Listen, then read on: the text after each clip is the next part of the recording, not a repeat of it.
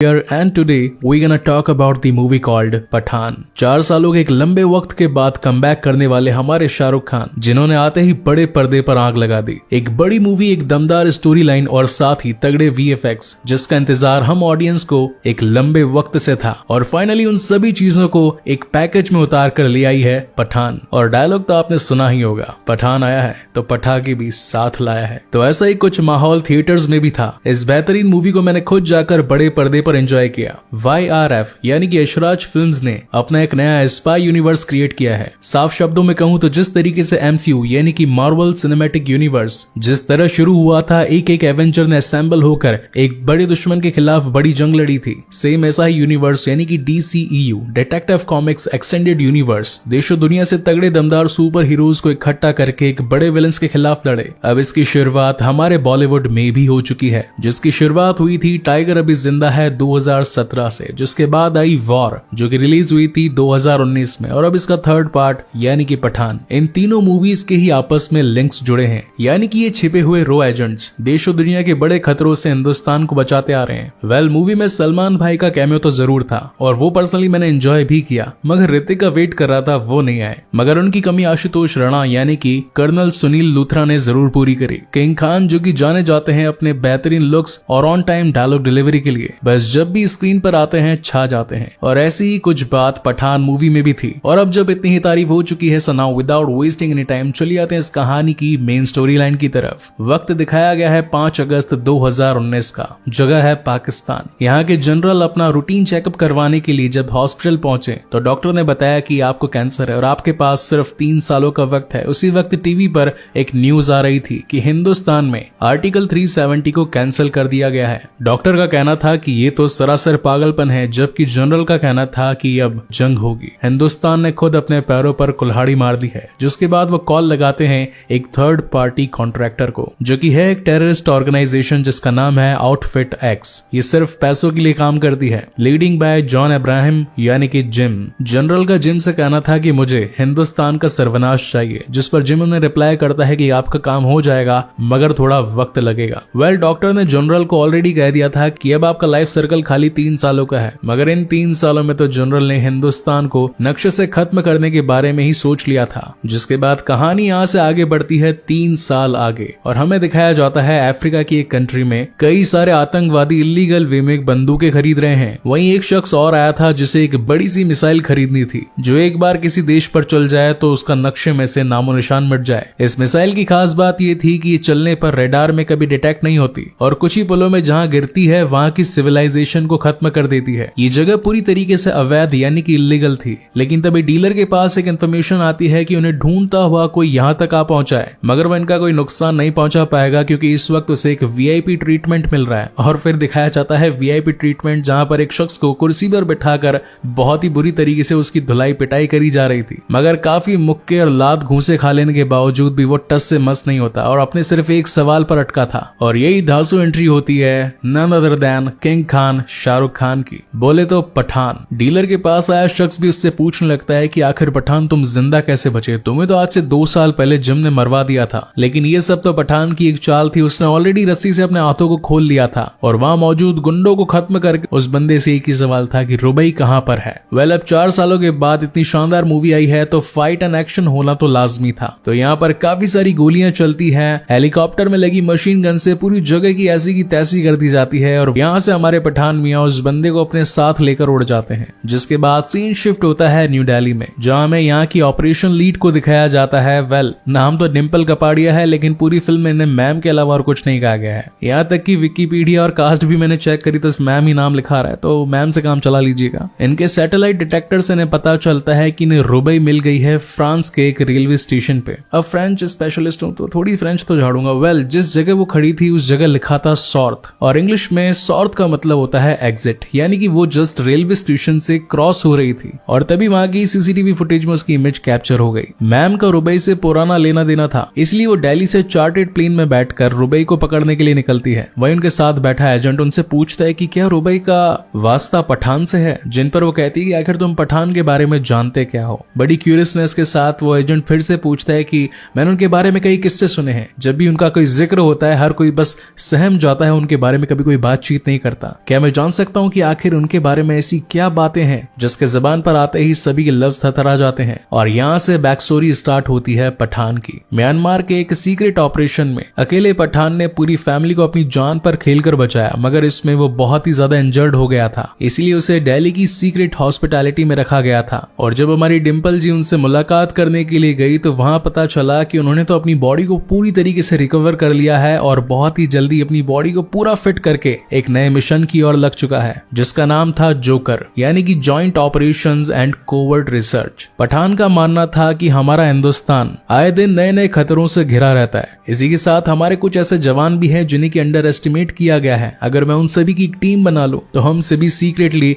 उन सभी का खात्मा कर पाएंगे। मगर कपाड़िया जी का कहना था कि इस काम के लिए मुझे न जाने कितनी सारी परमिशंस की जरूरत पड़ेगी, क्या तुम इस बारे में सोच भी सकते हो। और वैसे भी अब तो उनके रिटायरमेंट के दिन आ चुके थे, लेकिन पठान कहता है कि देश के लिए करना एक सैनिक का असली कर्तव्य होता है। और फाइनली कपाड़िया जी मान जाती हैं, जिसके बाद हमें वहां की एक सीक्रेट फैसिलिटी दिखाई जाती है जिसमें जोकर टीम को असेंबल किया जाता है। वहीं पर एंट्री होती है आशुतोष राणा जी की, यानी कि वॉर मूवी से सुनील लूथरा जी की। उनका मानना था कि टीम वेस्ट ऑफ टाइम है, ये सिर्फ अंडों से निकले छिलके हैं, इन्हें तो अभी तक ये भी नहीं पता कि असली मिशन में किन किन प्रॉब्लम्स का सामना करना पड़ता है। जबकि पठान और उसकी टीम उन्हें विश्वास दिलाती है कि हम जिस काम के लिए निकले हैं उस काम से सिर्फ और सिर्फ देश की भलाई ही होगी। हमारे गुप्त सूत्रों के अकॉर्डिंग हमें ये पता चला है कि दुबई में प्रेसिडेंट की एक स्पीच होने वाली है जहां पर हमारे देश के कुछ साइंटिस्ट भी आने वाले हैं, मगर उनकी जान को खतरा है। तो मैं चाहता हूं कि आप पुलिस एक्टिविटी को और ज्यादा अलर्ट कर दीजिए और मैं और मेरी टीम बाकी आने वाले खतरों को संभाल लेगी। और फिर हाई बजट वाली मूवी के हाई बजट प्लेसेस को दिखाया जाता है, यानी कि दुबई की शूटिंग, बड़ी बढ़िया गाड़ियां, लंबी बिल्डिंग्स और काफी सारी पुलिस सिक्योरिटी के बीच से गुजरते हुए हमारे प्रेसिडेंट। लेकिन तभी पठान को क्लिक होता है कि ये सब कुछ हमारा ध्यान भटकाने के लिए था। उन टेररिस्ट ऑर्गेनाइजेशन का मेन एम प्रेसिडेंट को नुकसान पहुंचाना नहीं, बल्कि उन दो साइंटिस्ट को वहां से ले जाना है। जब तक ये बात पुलिस तक स्प्रेड होती और सभी अपनी पोजीशन को ले पाते, मगर तब तक दूसरी तरफ जॉन अब्राहम उर्फ जिम पहुंच चुका था अपने बजूका को लेकर और एक ही शॉट में दोनों साइंटिस्ट की कार के चिथड़े कर देता है और अपने चॉपर को बुलाकर उन दोनों को उसके अंदर डालने की कोशिश करता है। बट मूवी के हीरो मतलब पठान जी कैसे पीछे रह सकते हैं। दोनों के बीच में 1-on-1 जबरदस्त फाइट होती है। वेल फाइट काफी लंबी चलती है, लेकिन कुछ इंपॉर्टेंट थिंग्स हैं जो कि इस फाइट के दरमियान होते वो एक्सप्लेन कर देता हूँ। जिम एक एक्स रॉ एजेंट रह चुका है, देश के लिए वो मर चुका है और इन्हीं वजह से वीर गति को प्राप्त होते हुए उसे एक मेडल भी मिला था। लेकिन जिस मिशन के दौरान उसके साथ ऐसा हुआ उसमें उसकी पत्नी और उसका बच्चा भी मारा गया और इसी वजह से अब उसने अपने देश के लिए नहीं बल्कि खुद की जेब भरने के बारे में सोचा और बन गया एक ऐसा कॉन्ट्रैक्टर जो सिर्फ और सिर्फ खुद के फायदे के लिए ही काम करता है, अब चाहे उसमें किसी देश का नुकसान हो या फिर फायदा। हालांकि अपने इस काम में जिम कामयाब तो हो गया था, मगर फिर भी पठान हार नहीं मानना चाहता था और वो अपनी टीम से बात करके उसे पकड़ने के लिए स्पेन पहुंच जाता है। पठान को अपनी टीम से रुबीना खान नाम की एक लड़की के बारे में पता चला था जो कि उनके ग्रुप के साथ काम कर रही थी, इसलिए जब पठान उस पर नजर रखने के लिए जाता है तो पीछे से जिम और उसकी टीम उसे पकड़ लेती है।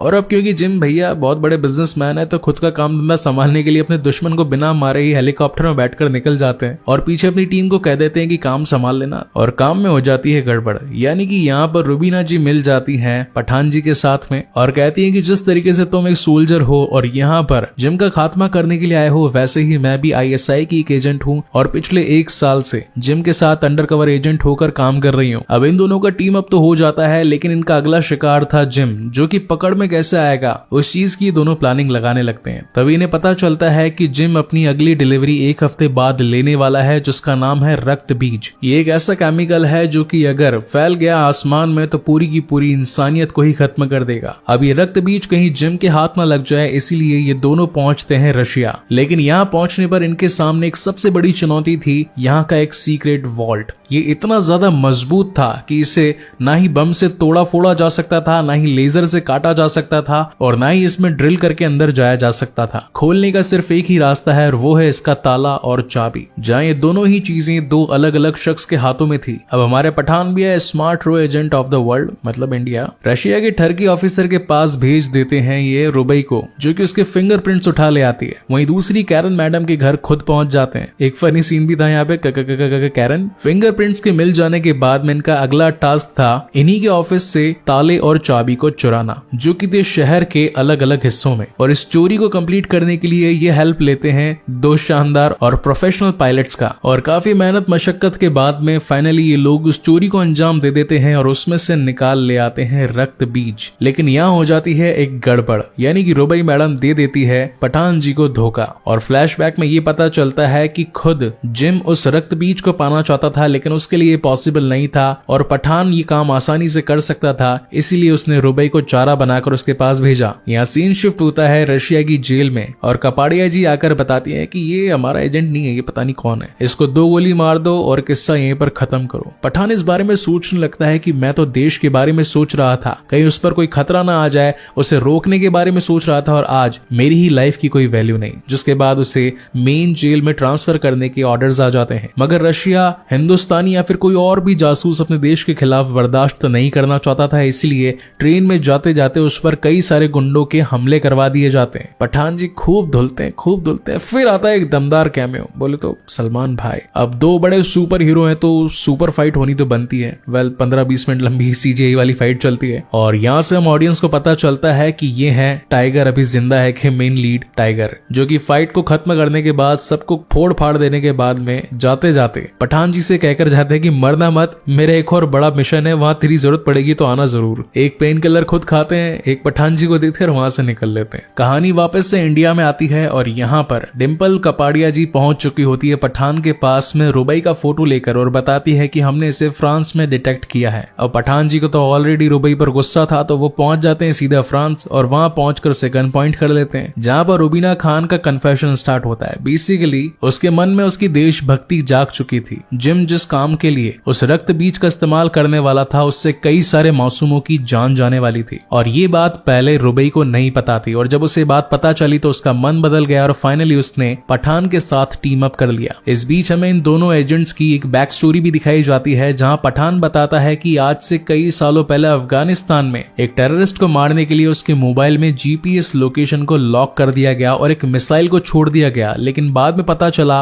कि वो इंसान कोई टेररिस्ट नहीं बल्कि एक स्कूल का टीचर है। तो उस जगह को पूरी तरीके से खाली करवाया गया और सिर्फ 1 मिनट बचा था मिसाइल को उस जगह पर गिरने में। मगर पठान ने काफी दिलेरी से उस मोबाइल को आसमान में फेंका और वो मिसाइल उससे जाकर टकराई। हालांकि लोगों की जान तो बच गई, लेकिन 3 महीनों तक पठान अफगानिस्तान के उस छोटे से कस्बे में ही रह गया। मगर वहां के लोगों ने उसे सपोर्ट किया और कहा कि तू हमारा बेटा है पठान और तुझे जब भी कभी हमारी जरूरत पड़ेगी हम तेरी मदद करेंगे। वहीं रुबई की बैक स्टोरी दिखाई जाती है कि उसके पिता, जो कि एक आम इंसान थे, रोज अपने काम पर जाते और वापस आते एक बार उन्हें पुलिस ने पकड़ लिया और टेररिस्ट घोषित करते उन्हें काफी ज्यादा मारा पीटा। और यही रीजन था कि रुबई ने अपनी पहचान छुपाने के लिए पहले डॉक्टरेट की पढ़ाई करी और उसके बाद अपने मिशन को फुलफिल करने के लिए ISI में ज्वाइन हो गई। जिसके बाद सीन शिफ्ट होता है रशिया में और हम यहाँ पर देख पाते हैं कि जिस वायरस को जिम भारत पर गिरवाने के लिए बनवाना चाहता था वो अब कंप्लीट हो चुका है। साइंटिस्ट उससे फिर भी एक बार पूछता है कि क्या तुम ये करने के लिए तैयार हो, क्योंकि सचमुच अगर ऐसा किया तो बहुत सारे मासूम लोग मारे जाएंगे। मगर इसके पीछे जिम की पुरानी खुन्नस थी। जिस तरीके से उसने अपना परिवार खोया है वो चाहता था कि हिंदुस्तानी एजेंट्स देखें कि आखिर परिवार वालों को खोने का दुख क्या होता है। इतने में यहाँ पर 2 सुपर हीरोज यानी कि पठान जी और रुबई जी की एंट्री हो जाती है और अगेन धमाधम फाइट होती है। फास्ट एंड फ्यूरियस वाली मूवी की काफी हद तक कॉपी करी गई है। बर्फ में चेस सीक्वेंस, लंबी चौड़ी गन फाइट और इसी के साथ अच्छे वाले CGI। पूरी लड़ाई का कंक्लूजन ये निकलता है कि उसके पास में 2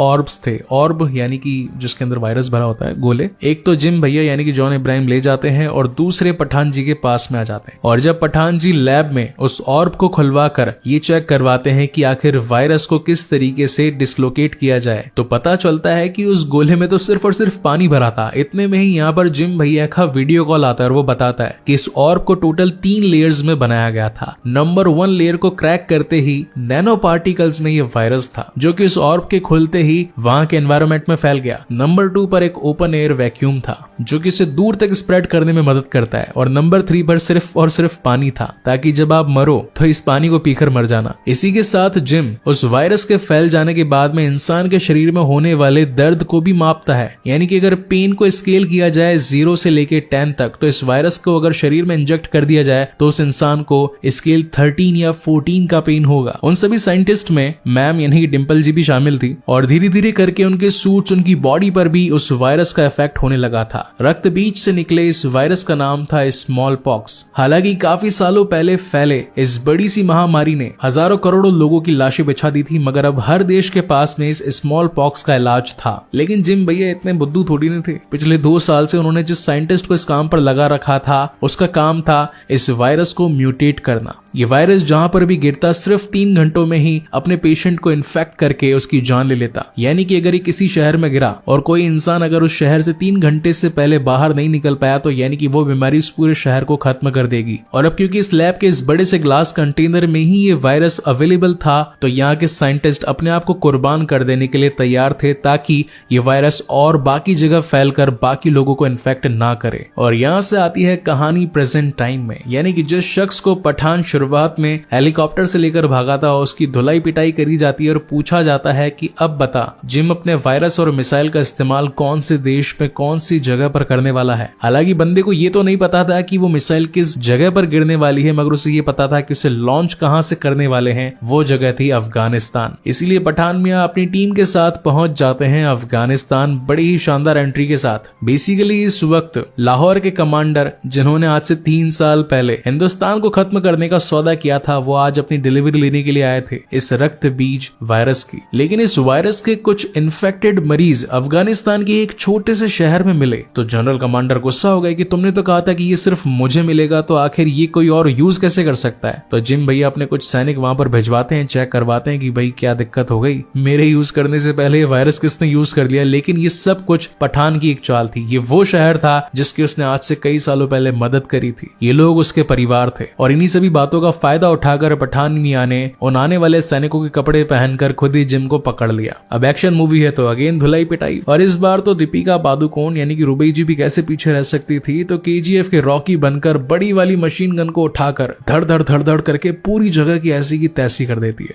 लेकिन जिम मॉरिसन मतलब जॉन इब्राहिम, उनके गेम के अगले पत्ते क्या होने वाले हैं ये किसी को भी पता नहीं होता था। इस वक्त जो सबसे बड़ा वायरस था वो उस मिसाइल में था ही नहीं। जिम ने उस वायरस को ऑलरेडी दिल्ली जाने वाली एक फ्लाइट में छिपा दिया था, और उस वायरस का रिमोट कंट्रोल अपने कंधे पर लगा लिया था। अब जहां एक तरफ पठान की टीम उस बड़ी सी मिसाइल को रोकने की कोशिश कर रही थी, वहीं दूसरी ओर पठान यहाँ पर जिम का सामना कर रहा था। दोनों के बीच वापस से मस्त फाइट होती है। मीनवाइल दिल्ली में लैंड होने वाली फ्लाइट आने वाली थी, और वक्त बचा था सिर्फ 2 सेकंड, यानी कि अगर टाइम खत्म तो वायरस पूरे के पूरे प्लेन में फैल जाता, और जिन लोगों में फैलता वो आकर बाकी लोगों को भी इन्फेक्टेड कर देते, जिससे पूरा का पूरा शहर कुछ ही घंटों में खत्म हो जाता। अब जैसे कि एंड गेम में डॉक्टर स्ट्रेंज टोनी स्टार को कहते हैं कि यही आखिरी मौका है, तो वैसे ही लूथर जी हमारे पठान को कहते हैं कि यही आखिरी मौका है, तो वो भी बिल्कुल चक्कू की नोक पर घुस जाते हैं और उस बटन को दबाने से पहले ही रोक देते हैं। और इसी के साथ एक बड़ा हादसा टल जाता है, यानी कि जो लोग उस वायरस से इन्फेक्ट होने वाले थे उन सभी की जानें बच जाती है, और पठान जी अपने आखिरी दुश्मन को भी खत्म कर देते हैं, मगर जाने से पहले उसकी वीर गति वाला मेडल रख लेते हैं, जिसकी असली हकदार और कोई नहीं बल्कि उनकी मैम डिंपल कपाड़िया जी थी, जिनका असली नाम या फिर उनकी डेजिग्नेशन पता नहीं चली मूवी में। अगर आप लोगों को पता चली हो तो प्लीज कमेंट सेक्शन में जरूर बताइएगा। Well coming back to the main story, Luther ji आते हैं पठान जी के पास में और एकदम बिल्कुल एवेंजर असेंबल वाली स्पीच देते हैं कि हमें वापस से टाइगर और कबीर को इस गैंग में लाना पड़ेगा और देशों दुनिया से हमारे भारत को बचाना पड़ेगा, जिसमें तुम सभी की हेल्प लगेगी। और इसी तगड़े सस्पेंस के साथ ये शानदार कहानी यहीं पर खत्म होती है। वेल इस मूवी का एक पोस्ट क्रेडिट सीन भी है जहां पर हम टाइगर और पठान को देख पाते हैं, जो कि इंटरनली इस बॉलीवुड के फ्यूचर के बारे में बात कर रहे थे कि यार 30 साल हो गए काम करते हुए, आखिर कौन संभालेगा, लेकिन देश हमारा है तो हमें तो संभालना ही पड़ेगा। पब्लिक के लिए ये सिर्फ एक मूवी फिगर के बारे में बातें हो रही थी कि एक रॉ एजेंट है तो देश को कैसे बचाएंगे, लेकिन यहाँ पर इंटरनली एक बीइंग ए एक्टर, इस बॉलीवुड में एक्टिंग करने वाले सभी हीरोज के बारे में बातें हो रही थी कि अगर हम नहीं करेंगे तो और कौन करेगा। हालांकि मैं इसे एक पॉजिटिव वे में लूंगा, क्योंकि सचमुच ऐसे बेहतरीन कलाकार अभी इस इंडस्ट्री में कम ही बचे हैं। वेल आप मेरी इस बात से कितने % अग्री होते हैं मुझे मुझे कमेंट सेक्शन में जरूर बताइएगा। और अगर वीडियो अच्छा लगा हो तो प्लीज इसे लाइक, कमेंट, शेयर कीजिएगा। और अगर पहली बार इस चैनल पर आए हैं तो इसे सब्सक्राइब जरूर कीजिएगा, क्योंकि इसी तरीके की बेहतरीन मूवीज मैं आप लोगों के लिए लाता रहता हूँ। तब तक के लिए keep watching and stay safe. मिलते हैं अगले वीडियो में।